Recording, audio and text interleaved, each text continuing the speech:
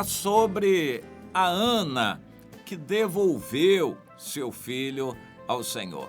Interessante essa expressão e vamos nos debruçar sobre ela. A ideia de que nós estamos, na verdade, devolvendo a Deus alguma coisa.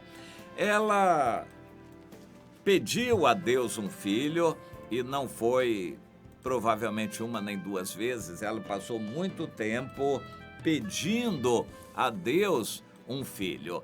A mulher, nós entendemos que pela natureza dela, só se realiza quando tem um filho. Isso não quer dizer que as mulheres que não têm filhos não possam ser felizes. Eu estou falando de natureza. Mas acontece que quando conhecemos o Senhor, nós ganhamos uma nova natureza. E o que importa para nós é a nova natureza e não mais a antiga, que um dia vai acabar de um jeito ou de outro. A velha natureza vai acabar. Mas é a velha natureza que foi criada por Deus, depois deteriorada pelo pecado. Essa mesma velha natureza que foi criada perfeita pelo Senhor. E a mulher foi criada mulher, com desejos femininos e se realizando quando tem marido e um filho ou uma filha. De qualquer forma, existem exceções e o próprio Deus chama certas mulheres para não se casarem, para poderem se consagrar totalmente ao Senhor. E na vigência do Novo Testamento, nós entendemos que Deus chama muitas mulheres para não terem filhos naturais. Elas vão ter filhos espirituais, filhos na fé, vão fazer discípulas. Isto é um ministério que Deus tem para muitas mulheres, com toda certeza. Aliás, é também a recomendação do apóstolo Paulo na Bíblia para que, podendo e tendo essa liberdade e o direito de escolha, as pessoas possam escolher não se casar para poderem se consagrar a Deus em tempo integral.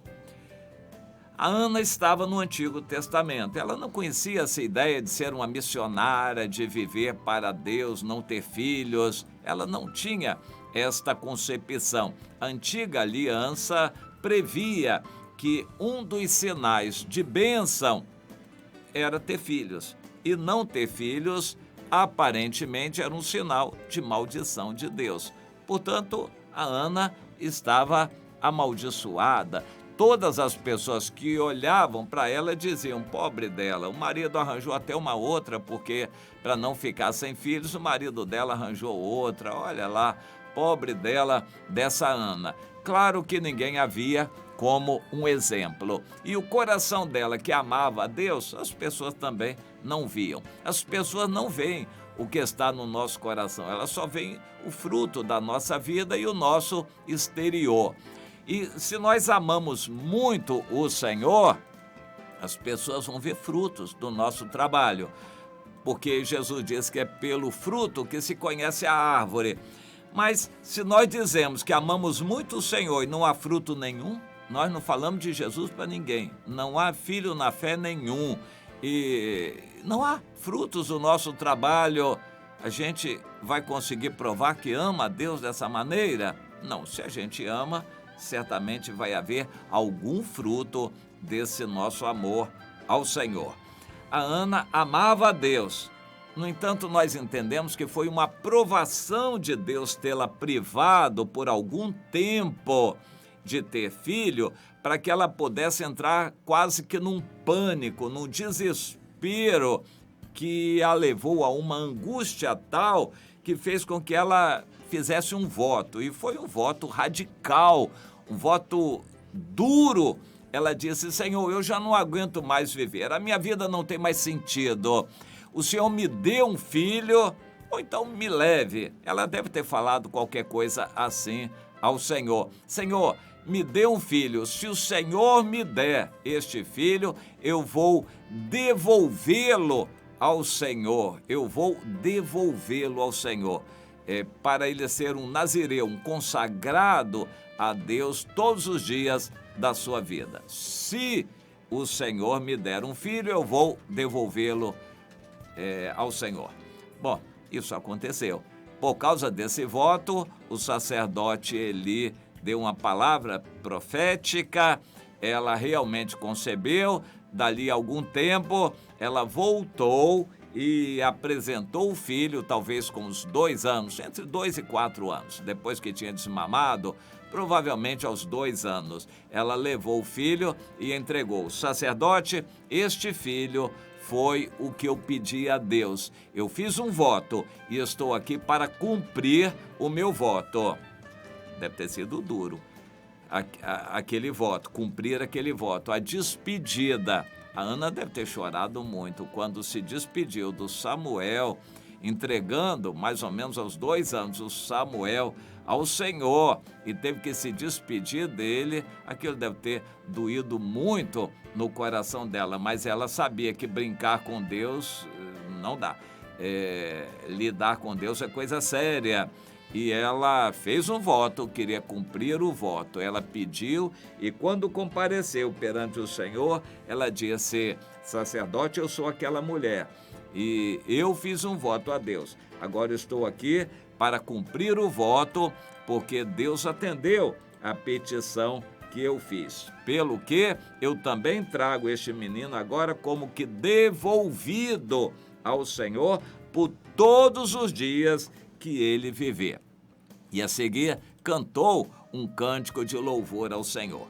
Uma coisa interessante que a Ana nem de longe poderia imaginar que estava oculto no futuro, preste atenção, é que Deus precisava de um menino consagrado a Deus porque ele queria matar os outros filhos do sacerdote Eli. O sumo sacerdote Eli tinha 2 filhos e não prestavam.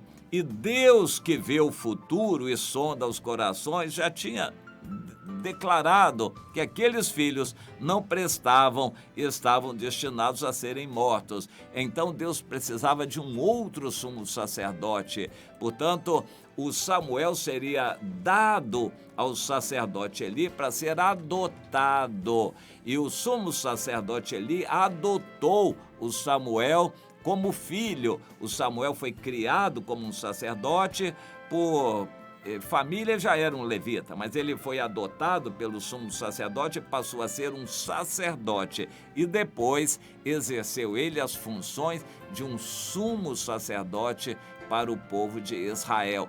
Deus precisava de um sumo sacerdote como Samuel para poder ungir o Davi, que seria o rei ideal. Antes, porém, muita água teria que passar debaixo daquela ponte, ou seja, teria que existir um Saul para poder revelar um Davi.